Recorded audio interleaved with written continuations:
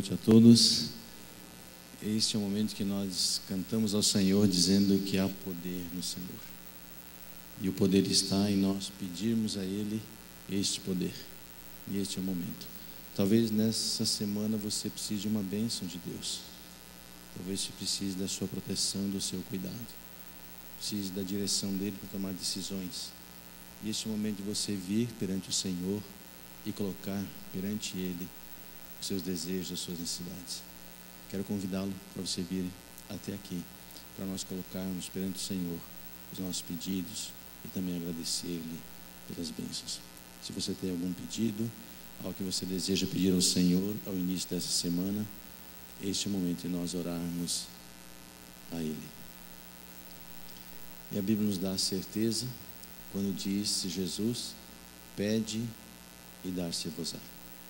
Certamente, se não recebemos todas as bênçãos que precisamos agora, Ele nos dará no tempo em que mais precisarmos delas. Aqueles que puderem, ajoelhem-se comigo para nós orarmos ao Senhor.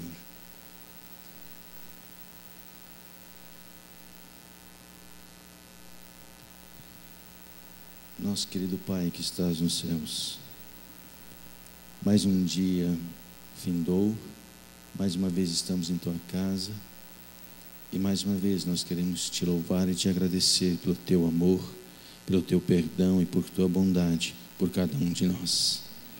Mais uma vez, Senhor, queremos Te louvar pelo privilégio que temos de ouvir a pregação da Tua palavra e sermos assim alimentados, sermos assim confirmados na Tua graça que nos conduz, nos sustenta e nos dá certeza de que um dia estaremos eternamente contigo. Pai querido, a nossa fé repousa sobre essa certeza, mas enquanto estamos neste mundo, precisamos Te pedir as Tuas bênçãos, a Tua direção, e aqui está o Teu povo, ajoelhado diante de Ti, cada um traz em seu coração as suas necessidades. Que o Senhor olhe agora para a súplica de cada um deles, que o Senhor os atenda nas suas questões mais diversas e, acima de tudo, que a Tua presença dê a eles a certeza de que o Senhor conduz a vida de cada um deles. Nós entregamos em Tuas mãos nesta noite o pastor Igor, que ao ele abrir a Tua palavra, ele fale cheio do Teu poder, e que esta palavra inunde o nosso ser e nos dê a certeza de que estivemos em Tua presença. Abençoe os louvores que teremos, abençoe os momentos que estivermos juntos nesta casa de oração, e nós pedimos e Te agradecemos no doce nome de Jesus. Amém, Senhor. Amém.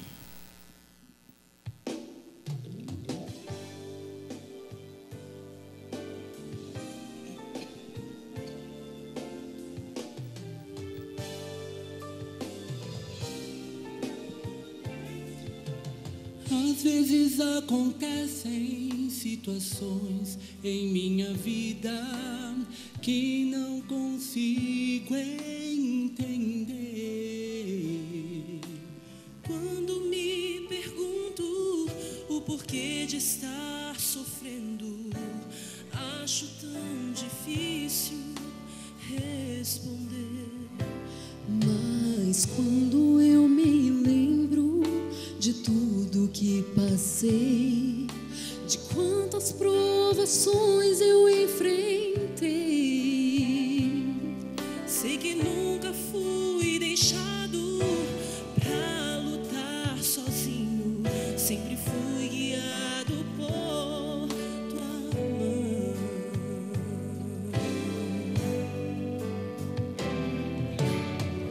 eu sei que nunca prometeste um fardo leve, que seria fácil caminhar. Mas sei que lutas conduzem à vitória, escolho ao Teu lado estar. Eu me lembro nessas horas que eu nunca estou sozinho e que tenho alguém pra me amparar. Então vou, não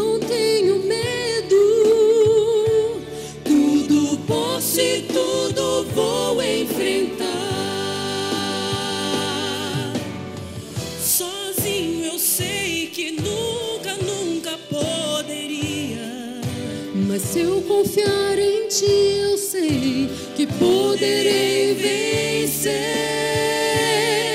vencer. Oh, oh. Eu sei que nunca prometeste um fardo leve, Que seria fácil caminhar. mas sei que luta Eu sei que lutas a vitória ao teu lado está.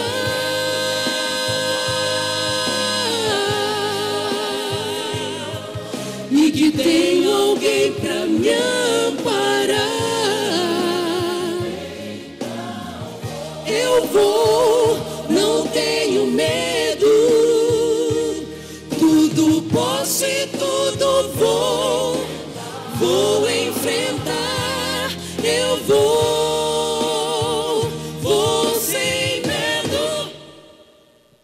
Tudo posso e tudo vou enfrentar. Vou enfrentar.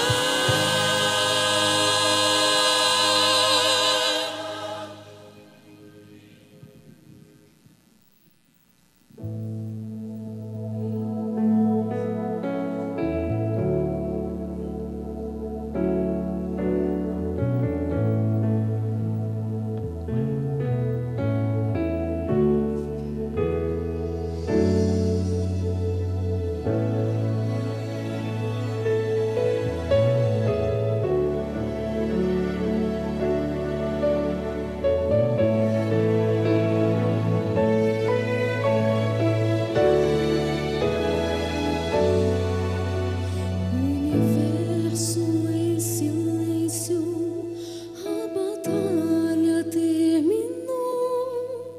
Cada anjo se inclina ante a glória do Senhor.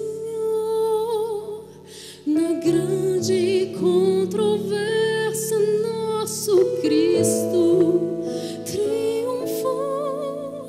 Toda a criação em cores clamam: Deus é amor. E do alto de seu trono, Jesus Cristo avista o Pai. Ergue as marcas da vitória aqui na cruz em seu mal. Mesmo sem dizer mais nada, é tão fácil de entender.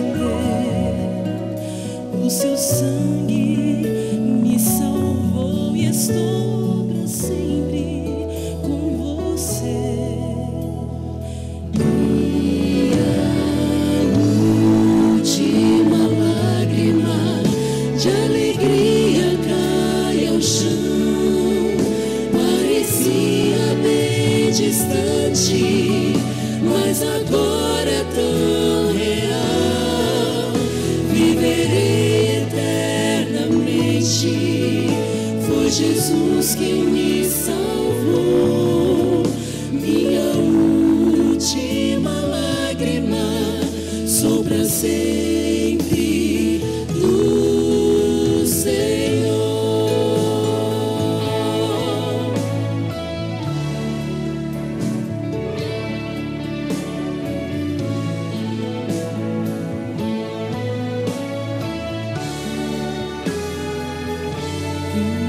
Os remidos se aproximam lentamente de Jesus.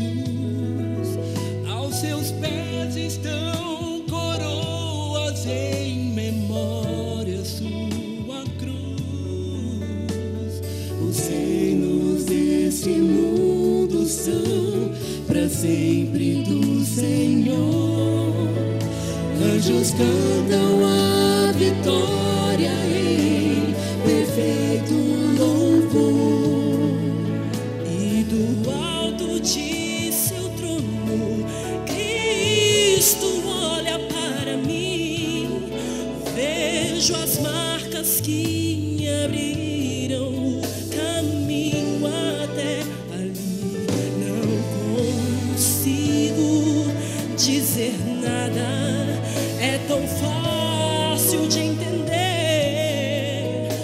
O seu sangue me salvou e estou para sempre com você.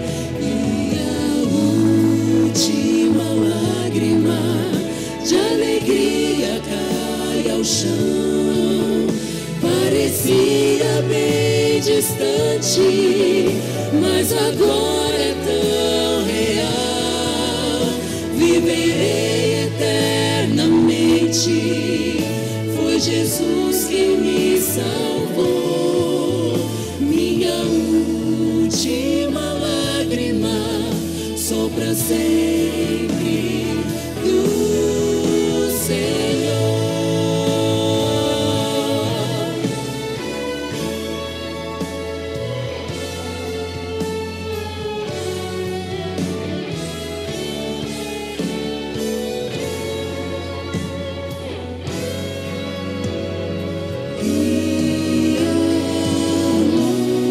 Última lágrima de alegria cai ao chão. Parecia bem distante, mas agora é tão real. Viverei eternamente. Foi Jesus quem me salvou. Minha última lágrima sou para sempre do Senhor.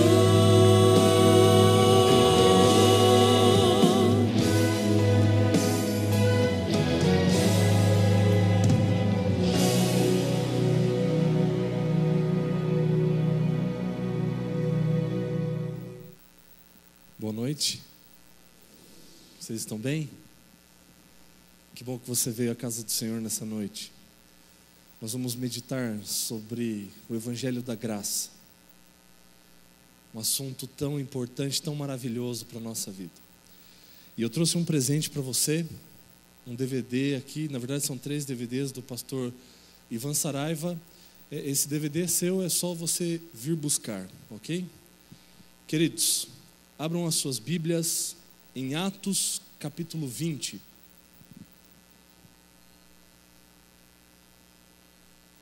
Livro de Atos,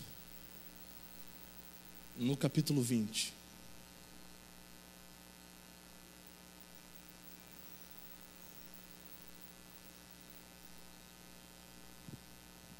Neste capítulo, nós encontramos aqui as últimas palavras de Paulo aos queridos irmãos em Mileto e da igreja de Éfeso. E quão importantes são as últimas palavras. Não sei se você já passou por uma situação em que você teve que dizer uma última palavra a alguém. As últimas palavras, elas precisam ser muito bem escolhidas. Não podem ser qualquer palavra ou quaisquer palavras. Devem ser palavras bem pensadas. Palavras que tenham um propósito. E aqui Paulo sabe que não verá mais esses irmãos. E no meio desse relato do capítulo 20, principalmente a partir do versículo 17, ele começa a dizer algumas coisas para eles, preparando-os para esse momento em que Paulo se ausentaria agora desses irmãos. E no versículo 24, Paulo menciona algo muito importante a respeito da sua vida, do seu ministério, mas também como uma motivação para os irmãos que agora teriam que continuar o trabalho que Paulo começara. E ele diz no versículo 24: porém, em nada considero a vida preciosa para mim mesmo, contanto que complete a minha carreira e o ministério que recebi do Senhor Jesus, para testemunhar o Evangelho da graça de Deus. Para Paulo, nada mais era importante na vida a não ser pregar o Evangelho da graça. E percebam que Paulo já tinha uma meta bem estabelecida. completar a sua carreira, cumprir o seu ministério. E já terminando o seu ministério, ele pôde dizer a Timóteo depois: combati o bom combate, completei a carreira e guardei a fé. Mas o que é esse evangelho da graça? O que é combater o bom combate e completar a carreira? Qual era esse evangelho que Paulo dizia pregar, esse evangelho da graça? E esse evangelho da graça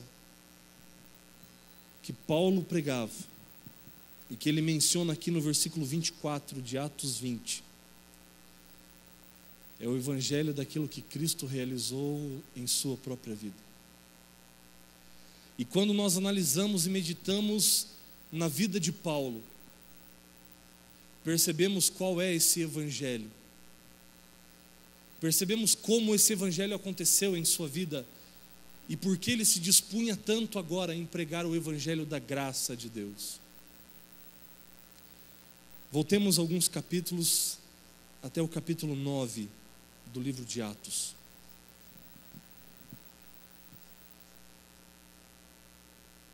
Vamos relembrar alguns detalhes da história de Paulo, que nesse momento de Atos 9 ainda era Saulo. Atos capítulo 9, a partir do versículo 1, e ele diz assim: Saulo, respirando ainda ameaças e morte contra os discípulos do Senhor, dirigiu-se ao sumo sacerdote. E eu queria fazer uma pausa aqui. Saulo, respirando ainda ameaças e morte. Eu fiquei pensando nessa expressão que Lucas usou aqui para caracterizar Saulo. Há algum tempo eu marquei 2 semanas de oração na mesma semana, uma na escola e uma na igreja, e ao todo eu pregava 9 vezes durante o dia, 9 sermões.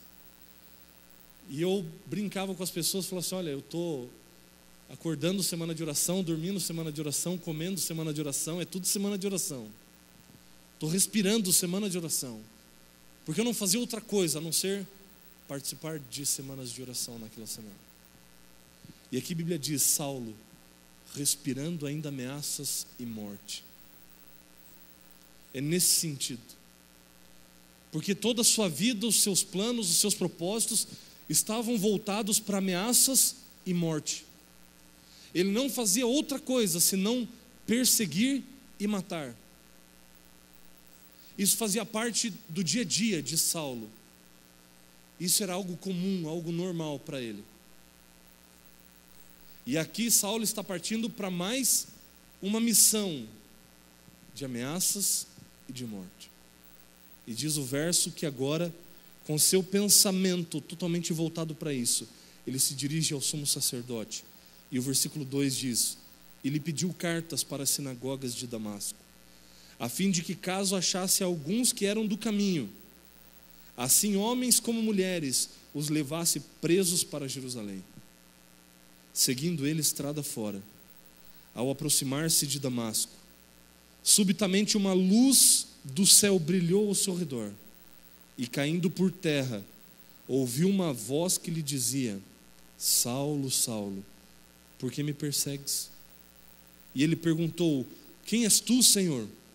E a resposta foi: eu sou Jesus, a quem tu persegues. Mas levanta-te e entra na cidade, onde te dirão o que te convém fazer. Aqui Cristo aparece a Saulo agora. E aqui acontece uma transformação na vida de Saulo, um convite, um chamado para ser transformado de perseguidor a perseguido. Saulo fica cego e agora ele vai então até a cidade de Damasco, e Deus fala com o profeta Ananias e diz: olha, você tem que ir naquela hospedaria, porque ali existe um vaso escolhido. Ananias teme, mas aceita a ordem do Senhor e vai falar com Saulo. E olha o que Deus diz a respeito de Saulo para Ananias, versículo 15. Mas o Senhor lhe disse: vai, porque este é para mim um instrumento escolhido para levar o meu nome perante os gentios e reis, bem como perante os filhos de Israel. Vai, porque este é para mim um instrumento escolhido. E eu quero perguntar para vocês: o que Saulo fez para ser escolhido pelo Senhor? O que ele fez? Absolutamente nada. E aqui a graça de Deus começa a se manifestar na vida de Saulo, porque ele não fez nada. E além de não fazer nada, ainda perseguia os cristãos, aqueles que seguiam Cristo, que se intitulavam agora como os do caminho, como nós lemos aqui. Ele jogava no outro time, era a oposição do movimento cristão, e não tinha feito absolutamente nada para ser escolhido, mas Deus escolheu, e isso é graça. Você não precisa fazer nada, e não temos condições de merecer a graça, mas a graça é um dom de Deus. Deus nos escolheu, e assim como na vida de Paulo a graça se manifestou, Deus também demonstra por nós a sua graça, por ter nos amado, ainda em condição de pecadores. E aqui a graça se manifesta. O que Saulo fez? Nada. E muitas vezes nós não conseguimos compreender esse conceito, esse aspecto da graça, de que eu realmente não preciso fazer nada para receber a graça. Eu não consigo entender que a graça é realmente de graça. Assim, talvez como você não conseguiu entender hoje que eu trouxe de graça esse DVD para você aqui. O que eu falei no começo para vocês? Eu trouxe isso aqui para você. Você quer? É só você vir pegar. É teu. É de graça. E por que você está ameaçando aí? É teu, é de graça. Só que é de quem chegar primeiro também, porque eu só tenho um aqui. Fugiu, Martins fugiu. Então é seu, querida. Deus te abençoe, irmã. É de graça. Só que a gente tem dificuldade de entender que é de graça. E a gente fica assim, ameaçando, sabe? Como muitos ficaram agora no banco aqui. E é de graça. Saulo não fez nada para ser escolhido, para ser chamado. O chamado foi de graça. Isso é graça. Você não precisa merecer, você não precisa fazer nada. Ela está aqui disponível para você. A questão é, você aceita a graça? Então se apodere da graça. É simples assim. E uma vez eu estava participando de um dia de evangelismo com outros teologandos. E aí o pastor Hércules Batalha, que agora veio ser pastor aqui no Pirajussara, no tempo lá do seminário, ele me perguntou assim: Igor, sabe por que é tão difícil se salvar? Eu fiquei pensando, e não consegui entender onde ele queria chegar, e devolvi a pergunta para ele, e disse assim: por que é tão difícil se salvar? E ele disse para mim: porque é fácil. Porque é fácil. E nós complicamos demais as coisas. Mas é graça. É de graça. Saulo, desde o começo do seu contato com Cristo, entendeu que era de graça, porque ele não tinha feito nada. Não merecia, não buscou, não pediu, mas a graça estava ali, e a graça o alcançou. E a graça o surpreendeu de tal maneira que ele teve que tomar uma decisão diante da maravilhosa graça, e ele aceitou. O profeta Ananias vai até Saulo, até aquele momento, e diz: olha, a partir de agora você vai pregar Cristo. A partir de agora a sua vida será diferente, porque a partir de agora você é um instrumento nas mãos do Senhor. Mas demorou um pouco para ele entender. Ele começou a entender, mas o lado humano, a natureza humana fala muito alto. E aí no livro de Romanos, no capítulo 7, ele expressa a luta que ele ainda continuava tendo, porque não tinha entendido totalmente a graça. E ali, se você ler Romanos capítulo 7, vamos até lá, Romanos capítulo 7, versículo 15 em diante. Era uma luta que ele tinha, e que é a minha luta e a sua luta, e temos ainda e travamos ainda essa luta, essa batalha, porque não entendemos o que é a graça. Romanos 7, 15 ao 19, ali Paulo confessa qual é a sua luta. Ele diz: porque nem mesmo compreendo o meu modo próprio de agir, pois não faço o que prefiro, e sim o que detesto. Ora, se faço o que não quero, consinto com a lei que é boa. Nesse caso, quem faz isto já não sou eu, mas o pecado que habita em mim. Porque eu sei que em mim, isto é, na minha carne, não habita bem nenhum, pois o querer o bem está em mim, não porém o efetuá-lo. Porque não faço o bem que prefiro, mas o mal que não quero, esse faço. E a luta de Paulo, talvez seja a luta da maioria de nós aqui, por não entendermos o que a graça é capaz de fazer. E começamos a lutar contra pecados, contra limitações, para merecermos a graça. E perdemos tempo nessa luta. Porque isso não é combater o bom combate. Não é por esse caminho que nós vamos obter a transformação, mas é ao permitirmos que a graça nos transforme, assim como transformou Paulo. Quer ver quando que Paulo entendeu o que é graça? Quer ver quando Paulo realmente percebeu o que era combater o bom combate? Vá comigo até o livro de 2 Coríntios, capítulo 12.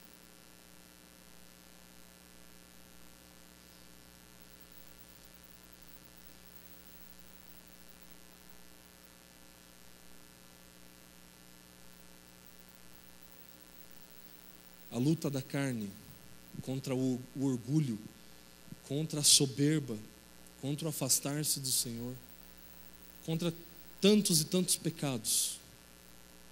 E aqui Paulo entendeu o que a graça pode fazer.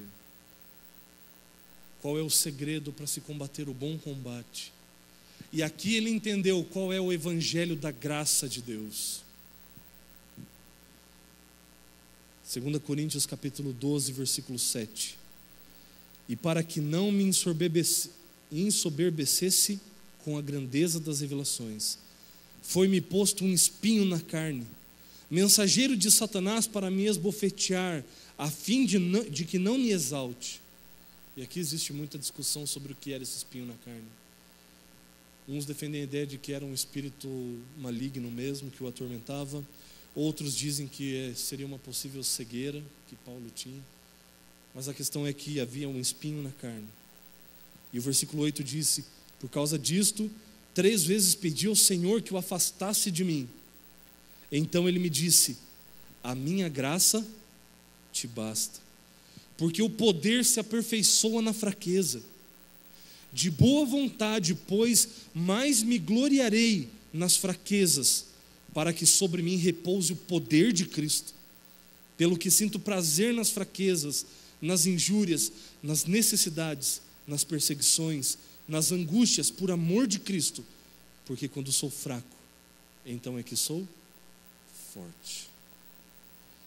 Ele entendeu o que é graça, e entendeu que a graça de Deus é o que bastava para a sua vida. E ele entendeu como a graça de Deus pode nos libertar dos enganos, dessa luta que é vã de lutarmos contra a nossa própria natureza, porque essa vitória é de Cristo apenas, e é Cristo quem concede para nós. Pelas nossas próprias forças não poderemos. Estive pesquisando em alguns livros explicações para o que é graça, e eu achei 2 que eu gostaria de compartilhar com vocês. Graça é uma corrente de misericórdia divina, pela qual o homem é chamado, é salvo, é justificado e habilitado para viver bem e achar isso suficiente para ele. Paulo entendeu que é a graça quem salvaria ele. Paulo entendeu que a graça o habilitaria para viver bem. Ele entendeu que é a graça de Deus que o transformaria completamente e que lhe daria poder para vencer o pecado através da justificação e da santificação. Graça é aquilo que proporciona prazer ou deleite, que produz benevolência e graciosidade. Por isso a transformação que aconteceu na vida de Paulo, de perseguidor a perseguido, porque a graça tem o poder de transformar. A graça tem o poder de nos conduzir à vitória em Cristo Jesus sobre a nossa própria natureza. E aí a graça de Deus bastava para Paulo. E ele podia ter muito dinheiro ou pouco, a graça de Deus bastava. Podia ter saúde ou uma enfermidade, a graça de Deus lhe bastava. Porque ele entendeu o que é a graça e o que a graça pode fazer. E que nada poderia provir dele mesmo algum mérito, qualquer tipo de merecimento, somente através da graça de Cristo Jesus. E ele diz que nada mais na vida dele é precioso a não ser pregar sobre o evangelho da graça, porque é esse evangelho da graça que traz libertação a todas as pessoas. Hoje nós vamos presenciar aqui na igreja a vitória da graça, porque hoje 2 pessoas muito queridas descerão as águas do batismo, selando o seu compromisso com Cristo e rendendo-se à graça maravilhosa de Deus. O Felipe e a Larissa decidiram selar o seu compromisso. E eu vou pedir para subirem o telão, para nós presenciarmos esse momento. Através da sua esposa, Larissa, através do Júnior também, o Felipe tomou a sua decisão. E agora também reafirmando a sua decisão, por ter se desviado um pouco do caminho. Agora a Larissa também sela o seu compromisso com Cristo, para eles deixarem a graça realizar toda a transformação na vida deles. Estimada Larissa, conforme a tua profissão de fé, de aceitar a Jesus como Senhor e Salvador da sua vida, e também as verdades que a igreja ensina, que são as verdades de Cristo, como ministro do Evangelho, eu a batizo em nome do Pai, do Filho e do Espírito Santo. Amém.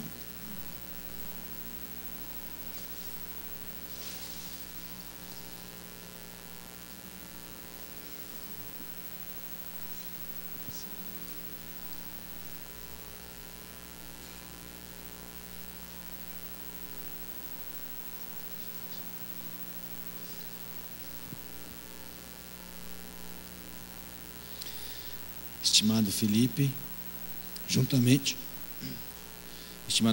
juntamente com a sua esposa, a Larissa, nesta noite você sela a sua vida com Jesus, testemunhando publicamente da sua fé e da sua crença nas verdades em Cristo como seu Salvador.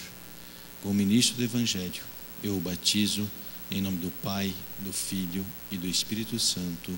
Amém.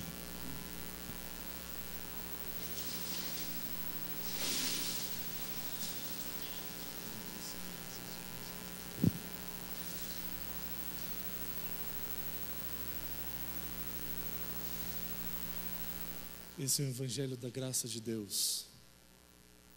E eu quero fazer um convite para você nessa noite. Para você, talvez, que tenha lutado com as suas próprias forças para alcançar alguma coisa ou para merecer alguma coisa de Deus. Pare de lutar em vão. Renda-se à graça de Cristo. E permita que essa graça transforme a sua vida. Hoje Deus está falando para você, meu filho, a minha graça te basta. E o meu poder vai se aperfeiçoar na sua fraqueza.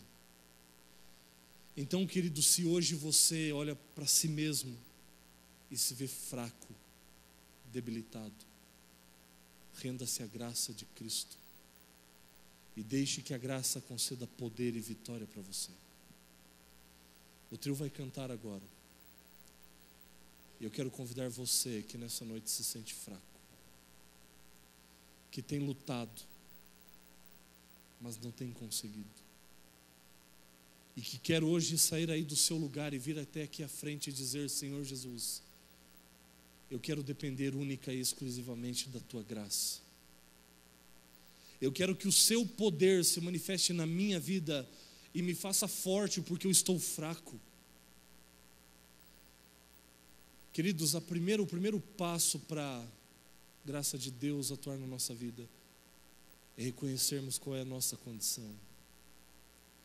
Muitas vezes não é fácil, mas eu quero convidar você, que assim como eu se sente fraco e precisa do poder da graça de Deus na sua vida, para que enquanto o trio estiver cantando e você sentir o toque do Espírito Santo para depender única e exclusivamente da graça de Deus, para que você se levante e venha aqui à frente. Eu quero orar por você.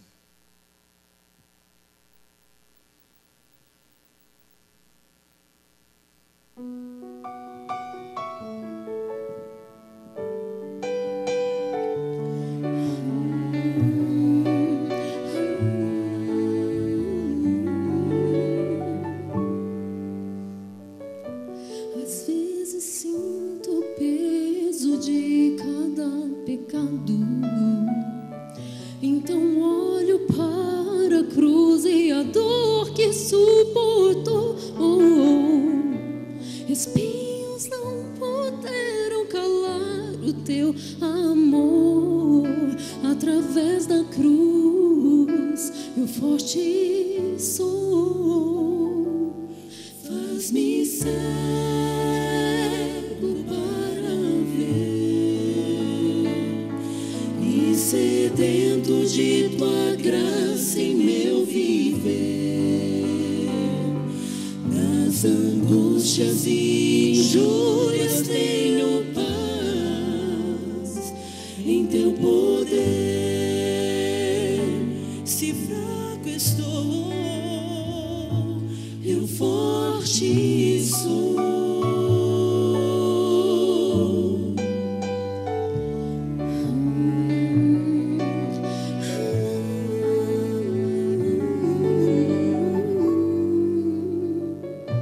Ainda que eu passe por duras aflições, jamais temerei, pois contigo sempre estou. Encontro em Ti coragem e forças para prosseguir, mesmo em provações. Eu forte sou. Faz-me cego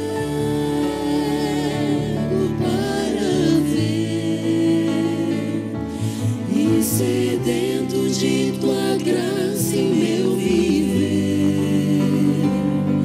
Nas angústias e injúrias tenho paz em Teu poder. Se fraco estou, eu forte sou. Pai, que eu possa brilhar por Ti e através da minha vida Te exaltar, para que o mundo veja em mim a Tua luz, a chama do amor. Estejam sempre em mim. Faz-me cego para ver e sedento de Tua graça em meu viver. Nas angústias e injúrias tenho paz em Teu poder.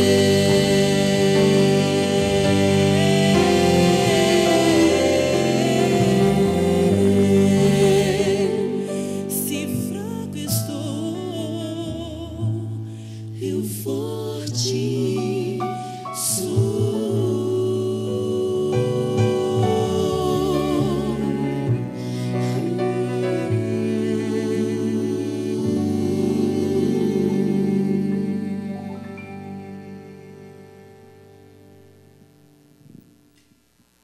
Querido Deus, nos prostramos diante do Senhor, reconhecendo a Tua grandeza, a Tua soberania. E reconhecemos que não somos nada sem o Senhor. Nos levantamos, viemos aqui à frente, porque somos fracos, ó Pai. E carecemos da Tua graça na nossa vida. Carecemos do Teu poder. E aos pés de Cristo Jesus, prostrados, que viemos implorar, ó Deus, derrama sobre nós a Tua maravilhosa graça. Que ela nos salve, que ela nos justifique, que ela nos transforme e nos dê poder para vencer. Que o sangue de Cristo nesse momento recaia sobre nós. E que o Teu nome seja louvado pelos séculos dos séculos, por ter nos amado, antes mesmo de existirmos, e mesmo ainda pecadores. E Te louvamos, ó Deus, porque Tens um plano maravilhoso para cada um de nós. E por fim o nosso Senhor se levantará sobre a terra e reinará para sempre. E o nosso desejo é estar contigo por toda a eternidade. Cuida de cada um de nós, ó Deus, e fortaleça-nos com a Tua graça, em nome de Jesus Cristo. Amém, Senhor.